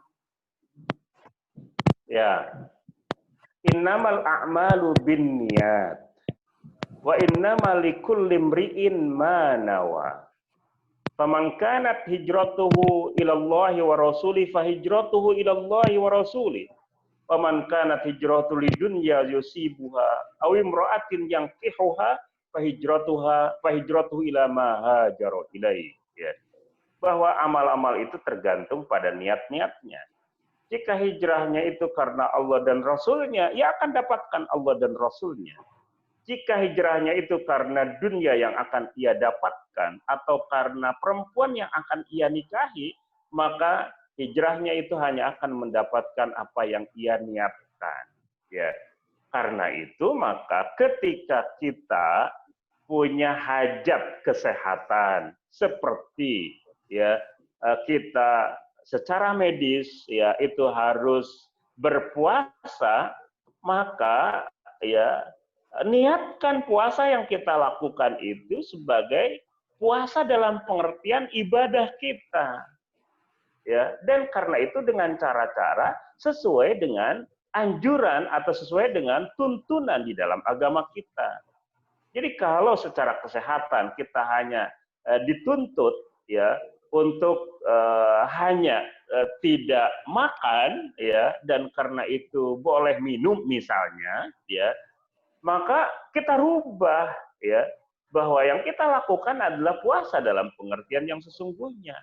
Ketika itu yang kita lakukan, kita niatkan sesuai dengan ya niat lillahi ta'ala, yang kedua adalah kita framing puasa kita itu sesuai dengan tuntunan di dalam agama kita, maka akan terjadi pahala dunia dan pahala akhirat. Ia akan dapatkan kesehatan di dunia, manfaat-manfaat lain ia akan dapatkan di dunia, tetapi ingat ya bahwa dia juga akan mendapatkan ya kebaikan pahala kelak di negeri akhirat ya. Jadi kalau hanya sekedar ya niatnya memang niat sehat ya, tapi dia tidak pernah niatkan itu sebagai ibadah puasa yang lillahi ta'ala, ya dia hanya akan mendapatkan kesehatan itu saja. Karena itu minhum man yaqulu rabbana atina fid dunya wa ma lahu fil akhirati min khalaq. Wa minhum man yaqulu rabbana atina fid dunya hasanah wa fil akhirati hasanah wa qina azabannar. Ulaika nasibum mimma kasabu. Ya. Di antara mereka ada yang mengatakan, ya Allah berikan aku kebaikan di dunia. Dia akan diberikan kebaikan di dunia dan di akhirat dia tidak akan dapat apa-apa. Tetapi di antara mereka ada yang mengatakan, wahai Tuhan kami, berikan untuk kami kebaikan di dunia dan kebaikan di akhirat, dan jauhkan kami dari api neraka. Mereka akan mendapatkan balasan atas apa yang mereka perbuat. Jadi sesuai dengan niat-niatnya itu. Ya, karena itu maka pandai-pandai mengemas ya satu yang menjadi kebutuhan dunia kita agar kita menjadi dunia dan akhirat. Baik ya. Oke, pertanyaan selanjutnya, salah satu cara untuk mendapatkan cinta Allah adalah membaca Al-Quran, membaca, memahami, dan merenungkan Al-Quran. Lalu yang ditanyakan adalah makna dari kata aulia dalam surat Al-Maidah ayat 51. Ada Al-Quran yang memaknainya pemimpin, ada yang memaknainya teman setia. Mohon penjelasannya, Ustaz. Ya, Bapak Ibu, ya. Saya terlibat di dalam revisi dan pengembangan terjemah Al-Quran ya dari 2016 dan alhamdulillah 2019 itu sudah dicetak meskipun masih dalam bentuknya yang terbatas ya. Jadi sekarang sudah dicetak tapi masih terus dibaca sehingga belum dipublikasi secara luas. Mudah-mudahan rencananya sih 2020 itu Kementerian Agama lewat lembaga pentasihan mushaf Al-Quran itu tuntas pembacaan ulang itu sehingga bisa dipublikasi secara luas. Ya. Nah, pembicaraan tentang aulia khususnya pada waktu itu terkait dengan kasus DKI Jakarta ya, kita paham itu ya, itu menjadi sesuatu yang sangat tajam ya. Diskusi-diskusi tim pada waktu itu, tetapi semuanya itu ya pada akhirnya sepakat bahwa kata-kata wali atau aulia memang memiliki makna-makna yang banyak ya. Bahwa pemimpin menjadi salah satu makna wali, iya. Ya, teman setia menjadi salah satu dari makna wali, iya. Sahabat, ya, orang dekat gitu kan. Dan seterusnya itu adalah bagian dari makna-makna wali itu ya. Jamaknya adalah aulia ya. Tetapi ya bahwa banyak kata-kata wali atau aulia di dalam Al-Qur'an ya, itu yang terkadang makna untuk kalimat itu di dalam suatu ayat itu spesifik pada pemimpin, spesifik pada teman setia, spesifik pada kecintaan dan seterusnya, itu yang kemudian menjadi pilihan. Oleh karena itu maka terkadang ya sebuah terjemahan itu berbeda ya, karena terjemah Kementerian Agama saja itu sudah terjadi 4 kali revisi dari mulai pertama kali itu tahun 68 ya. Nah, dan setiap fase itu kemudian terjadi perbaikan-perbaikan, termasuk perbaikan-perbaikan yang dilakukan dari rentang waktu 2016 sampai 2019 gitu ya. Jadi karena itu maka ketika misalnya kita dapati ya ada terjemahan yang menggunakan diksi ya teman dekat atau teman setia, ketika ada diksi yang dipilih itu adalah pemimpin, itu semuanya adalah makna-makna yang memiliki hubungan ya. Dan karena itu maka kalau kita merujuk pada terjemahan-terjemahan Al-Quran di dalam beberapa bahasa, ya, itu akan dapatkan keragaman-keragaman itu, tetapi sekali lagi pada akhirnya itu kembali pada salah satu atau pemilahan atau pengambilan salah satu makna yang dikandung dari kata wali atau aulia itu, gitu kan. Baik itu ya. Okay.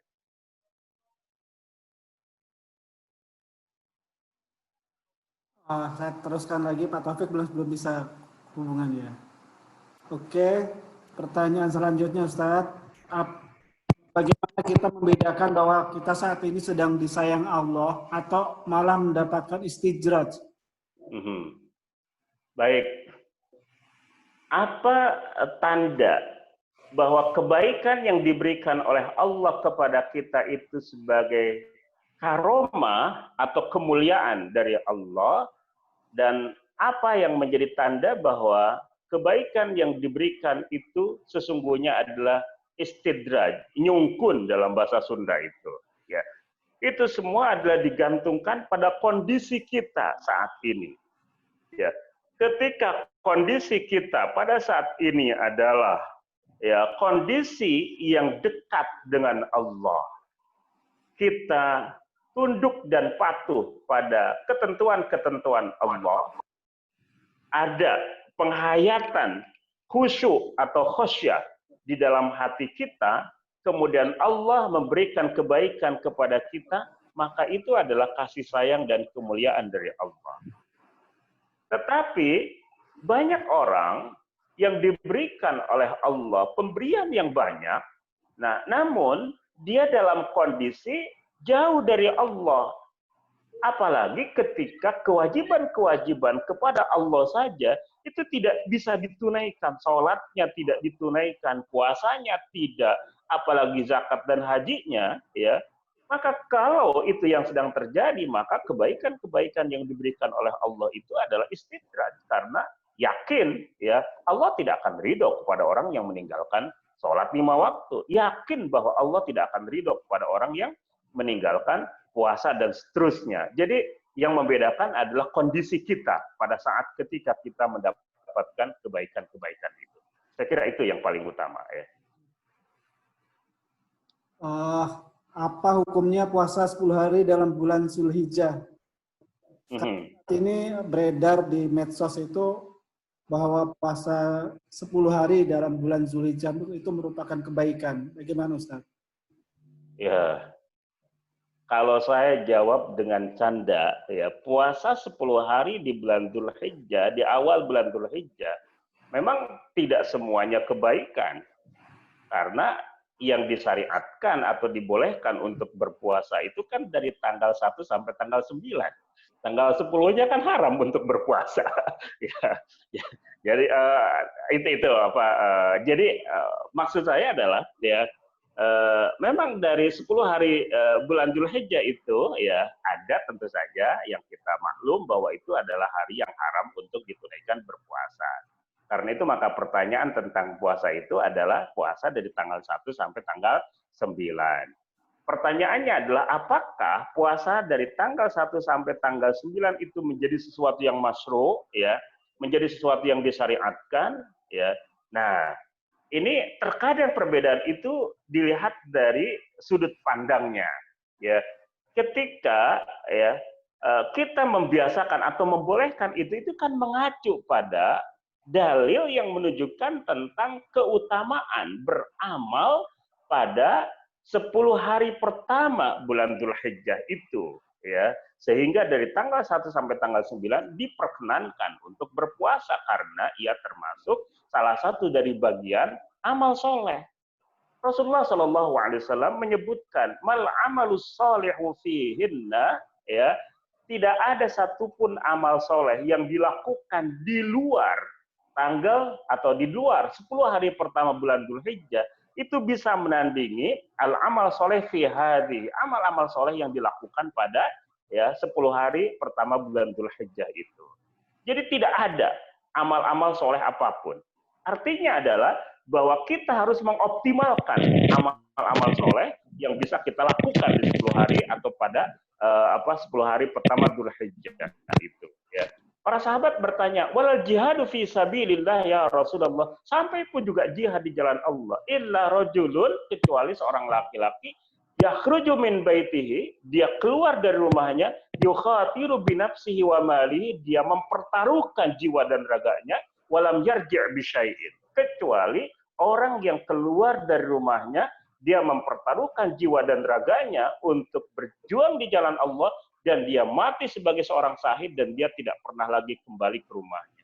Jadi kecuali jihad dan syahid yang bisa menandingi amal-amal soleh yang dilakukan di 10 hari pertama bulan Dzulhijjah itu. Dan karena itu maka berdasarkan dalil yang umum ini, maka puasa itu termasuk salah satu dari amal soleh yang bisa dilakukan. Ya, karena itulah maka pendapat yang membolehkan tentang puasa di 9 hari pertama bulan Dzulhijjah didasarkan atas dalil yang umum ini. Yang kedua adalah bahwa Rasulullah SAW tidak pernah meninggalkan puasa di tanggal 9 bulan Dzulhijjah yaum Arafah, kemudian punya keinginan untuk berpuasa pada tanggal 8-nya.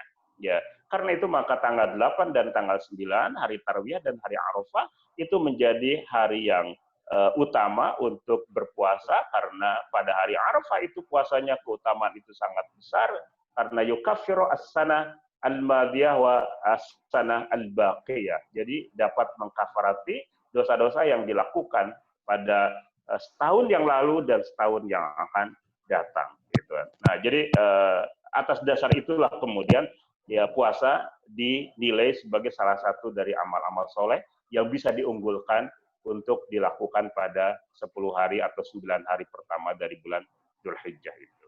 Ya. Wallahu a'lam. Pertanyaan selanjutnya mengenai musik, Ustaz. Tadi ya. Ustaz menyinggung musik. Bagaimana bila syairnya bagus, misalnya sholawat atau tentang Aisyah, tapi dikemas dengan diiringi piano atau alat musik lain? Itu akan merupakan kebaikan atau tetap mudarat? Ya, saya di dalam salah satu buku saya itu tentang bimbingan hidup Muslim itu membahas tentang hukum musik ya, dan saya memang mengacu pada pendapat Syekh Muhammad Al-Ghazali ketika beliau mengatakan bahwa ya al halalu halal wal haram haram, yang halal halal, yang haram haram ya. Beliau mengatakan tidak mungkin ketika syair-syair itu mengingatkan kita pada Allah dan hari akhirat ya, kemudian kita haramkan ya, tapi juga tidak mungkin kita menghalalkan ya syair-syair atau musik-musik yang tidak karuan, bahkan penuh dengan kejorokan dan seterusnya ya. Jadi yang halal halal, yang haram haram ya. Tadi yang saya ceritakan itu adalah secara umum ya, bahwa ketika ada ya satu ketika kita harus fokus pada ya, waspada pada apa yang bisa memalingkan hati kita dari Allah, itu fokusnya ke situ ya. Karena itu maka para ulama kita yang konsen dengan persoalan hati ya, itu cenderung ya itu tidak berbeda pendapat mengenai alat-alat musik ya, didasarkan atas pengalaman-pengalaman spiritualitas mereka, bahwa kecenderungan itu adalah lebih besar peluang memalingkan hati kita kepada Allah ketimbang mengingatkan hati kita kepada Allah. Jadi kecenderungannya dari situ ya, dari situ. Karena itu maka saya tidak berarti mengharamkan musik ya, karena secara sadar bahwa saya sekali lagi mengikuti pendapat Syekh Muhammad Al-Ghazali itu ketika beliau mengatakan musik itu yang halal-halal, yang haram-haram. Tetapi tidak setiap yang halal itu menjadi suatu anjuran ya, ketika khususnya kita memiliki konsen agar kita semakin dekat dengan Allah Subhanahu wa taala. Karena itu maka pola hidup orang yang benar serius untuk meniti tangga-tangga menggapai cinta Allah adalah dia menjadikan Al-Qur'an sebagai penghiburnya, sebagai senandung-senandungnya gitu kan. Kalimah-kalimah thayyibah sebagai ucapan-ucapan di bibirnya, dan dia tidak menjadikan sesuatu yang lain itu sebagai pengganti dari kalimat-kalimat thayyibah itu. Itu yang saya maksud ya. Oke.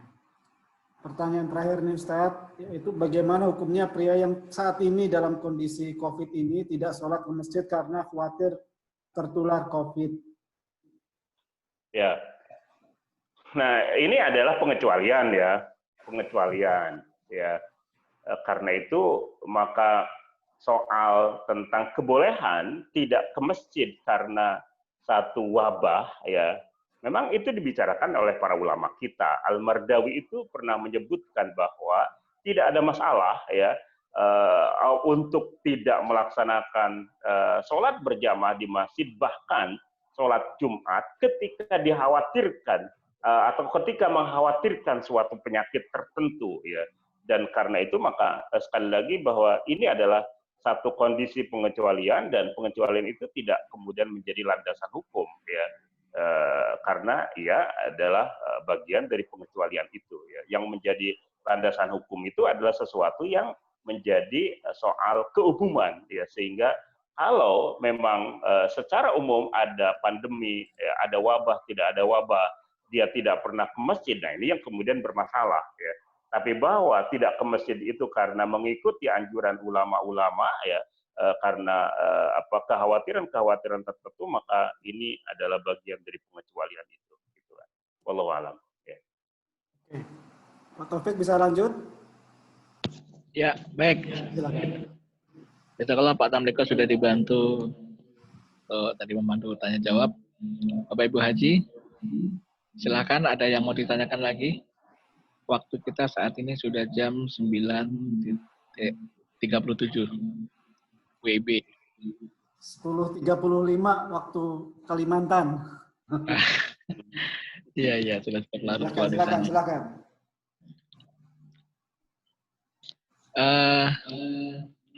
Kalau tidak ada, mungkin dari saya Ustaz, barangkali yang terakhir. Tadi sempat disinggung tentang masalah korin, pendamping. Apakah jika kita ini, atau gini, korin itu akan menyertai kita ketika kita lahir di dunia ini. Nah, ketika kita wafat atau meninggal, apakah dia tetap hidup beberapa tahun kemudian atau ikut juga kemudian tiada? Begitu aja, Ustaz. Korin itu bagaimanapun ya adalah makhluk yang berbeda ya. Manusia diciptakan Allah dari tanah. Salah satu korinnya adalah setan, diciptakan oleh Allah dari api karena ia adalah sejenis jin. Ya, korin yang lain adalah malaikat, diciptakan oleh Allah ya dari cahaya. Ya, karena itu maka jenis-jenis ciptaan Allah ini berbeda. Ya, karena berbeda maka hukum-hukum yang melekat dengannya juga berbeda, gitu kan, berbeda. Oleh karena itu maka jelas ya malaikat tidak menjadi wafat karena orang yang disertainya itu wafat. Demikian juga halnya jin, gitu kan. Nah, oleh karena itu maka tidak serta-merta bahwa ketika orang itu meninggal kemudian korinnya juga ikut meninggal, tidak serta-merta atau tidak begitu, gitu kan.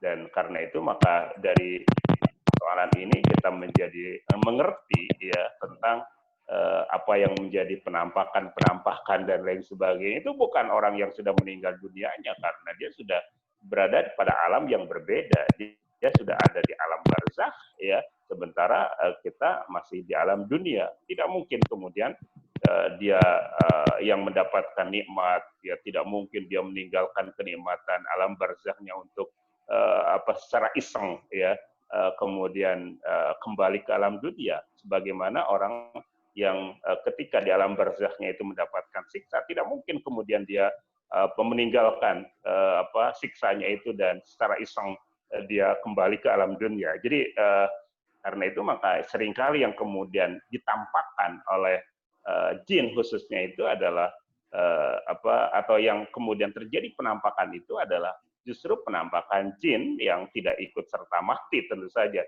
tidak ikut serta ke alam kubur ketika orang yang disertainya itu meninggal dunia. Wallahu a'lam. Baik, Bapak Ibu, demikian acara pengajian kita pada malam hari ini. Jika nanti ada beberapa hal yang masih mengganjal atau ingin ditanyakan, nanti kita bisa sampaikan melalui online ya. Suaranya hilang, Pak. Kabelnya. Halo? Ya, silakan. Udah. Terdengar? Ya, dengar, Pak. Ya, baik. Terima kasih. Saya yakin barangkali masih ada beberapa pertanyaan dari Bapak Ibu sekalian yang mengganjal, namun belum sempat diutarakan karena satu dan lain hal, terutama masalah waktu. Nanti mungkin bisa kita sampaikan di media yang berbeda. Dan saya ucapkan terima kasih jazakallah kepada Ustadz Abbas sama-sama. Yang sudah memberikan pencerahan kepada kita semua. Semoga menjadikan ilmu yang bermanfaat bagi kita semua. Demikian Ustadz, jazakallah atas keluangan Ustadz untuk memberikan pencerahan kepada kita pada malam hari ini. Mudah-mudahan menjadikan amalnya dari Ustadz. Baik. Nah, mohon maaf Ustadz, ini kita kembali ke acara internal alumni. Baik ya. Saya izin lab ya. Jazakumullah khair semuanya Bapak Ibu Haji ya. Mudah-mudahan apa yang tadi disampaikan ada manfaatnya. Saya pamit undur diri ya. Assalamualaikum warahmatullahi wabarakatuh. Waalaikumsalam warahmatullahi wabarakatuh. Baik Bapak Ibu Haji sekalian, malam ini sepertinya berbeda dengan bulan-bulan sebelumnya. Ini cukup banyak ini yang hadir. Mantap ini. Mantap. Jazakallah kepada Pak Haji Tamliko yang sudah menyediakan link Zoom-nya.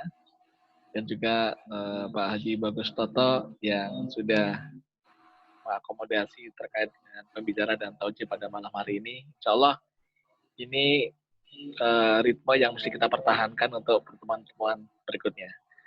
Silakan Bapak Ibu Haji untuk dibuka mic-nya. Jangan di mute terus, ayo bicara, salam-salam atau apa gitu. Silakan. Saya mau ngomong bahwa acara ini saya yakin sangat bermanfaat untuk kita untuk membangkitkan rasa cinta kita lagi kepada Allah. Jadi setiap bulan kita akan mengadakan acara ini. Setuju ya Bapak-Bapak ya? Setuju. Pak. Oke, silakan dilanjut. Ya, mungkin mesti tembak ini. Pak Haji Riyadi dan Ibu Kholis, barangkali ada yang mau disampaikan. Salam-salam buat kami-kami yang masih muda-muda ini.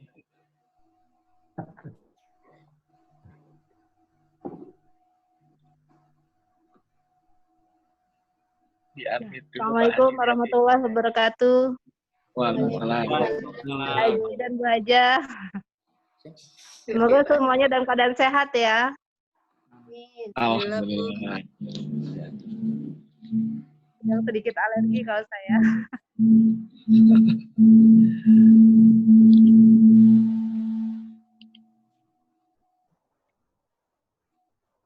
Baik, silakan dari yang lain.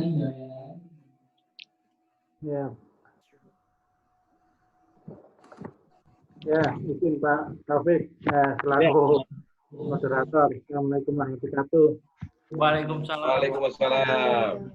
Teman-teman Haji ya, Bu Hajah dan Pak Haji sehat walafiat ya dalam kondisi yang keterbatasan karena COVID, kita masih bisa silaturahmi. Ini suatu kenikmatan yang luar biasa.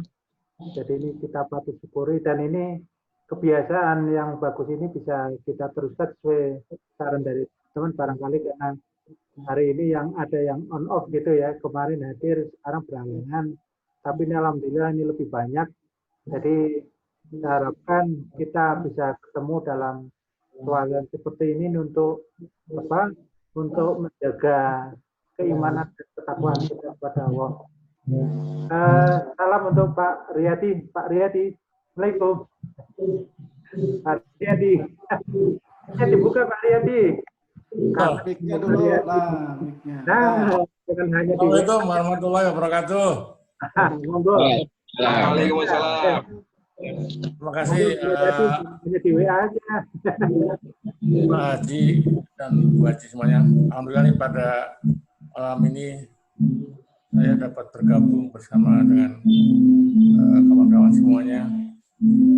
Tentunya acara ini sangat bermanfaat sekali ya. Kita harapkan memang bisa dilanjutkan ya rutin gitu.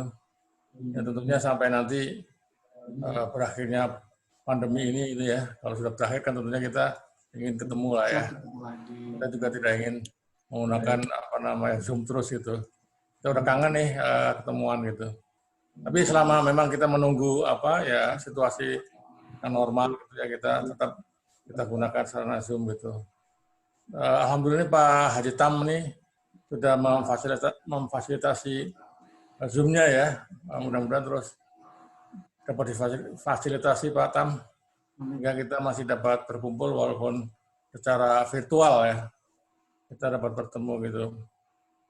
Nah mungkin ini salah satu barangkali tadi ya kalau habis Isya tadi kelihatannya saya agak terlambat karena pulang dari masjid aja sudah jam 7:30 lewat seperempat ya, 8:15 mungkin agak kalau bisa agak di malamin sedikit gitu. Jadi mulai jam 8 gitu sehingga mungkin yang dari masjid masih ada kesempatan lah bisa bergabung gitu. Tadi saya nggak bisa ikuti dari awal karena begitu saya buka udah mulai karena saya pulang dari masjid tadi jam 8:04 itu.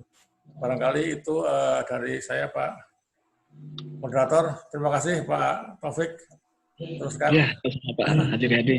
Terima kasih kawan-kawan semuanya. Assalamualaikum warahmatullahi wabarakatuh. Waalaikumsalam warahmatullahi wabarakatuh. Silakan yang lain. Pak Imad, Bu Ana, silakan. Ya, tadi Pak Imad sudah. Bu Ana barangkali ada yang mau disampaikan. Dibuka dulu mic-nya, Bu.